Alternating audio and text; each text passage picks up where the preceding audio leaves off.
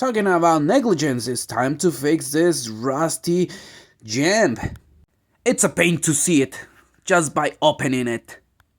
And it's a common problem on the ZRZs. First of all, remove the flexible rubber grommets from both sides. And after that, let's remove the dramatically noisy plastic trims from the back. Wiggle, wiggle, wiggle, wiggle, wiggle, wiggle, wiggle, wiggle, wiggle. Let's pull the side plastic trims. Some of them will give you a hard time. Fatality. And finish with the front one, of course. Disconnect the washer fluid tubing. Make sure you don't lose the connecting parts. This tubing will be hanging on the side once you remove the entire hatch. Now you can leave this mamba jamba alone.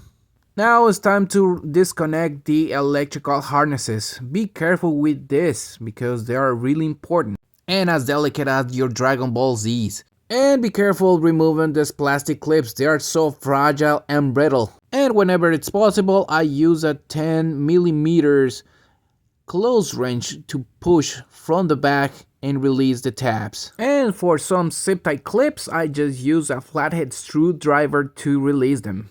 Push and disconnect the defroster terminal, just like this. Unbolt this aluminum shield that protects the windshield wiper motor so you can get better access to this harness. This one is tough and I use a flathead screwdriver, and after a few hours later I was able to release it. Pop. Then going down, remove the rest of the plastic clips. Then disconnect the second harness for the second defroster. More plastic and more plastic clips. Disconnect two harnesses that feed the hatch actuator. Disconnect the harness for the micro switch button that controls the hatch from outside. More plastic clips, and I mean it, more and more plastic clips. Two defroster harnesses and the third stop light. Woo, a never-ending story, but let's pull everything out. Be careful. It's time to hire a towel. You can place this towel between the jamb and the hatch itself, just like this. And then make sure you remove the rest of the components. Use a 10mm ratchet and remove the 4 bolts for the hinges. You're probably gonna need new bolts after this because they stripped so easy. Use safety goggles to remove the retaining clips for the struts because they jump on you. Then remove the entire hatch because this looks so nasty. And I don't know what Honda was smoking on 2011 to make this car bulletproof, but they forgot to use more nail polish on this jamb. Remove both rubber strips from the roof, and this is how the locking mechanism looks. It's time to remove the surface rust with 150 grit sandpaper. Haha, and for the intricate spaces, I use rust dissolver with a paintbrush to make it look rust-free. And this is how it looks after I clean it with water to neutralize the gel because the product is acidic. I use 3 layers of rust reformer, 3 layers of self-etching primer, and 3 layers for this metallic paint so it can match the paint job of the car.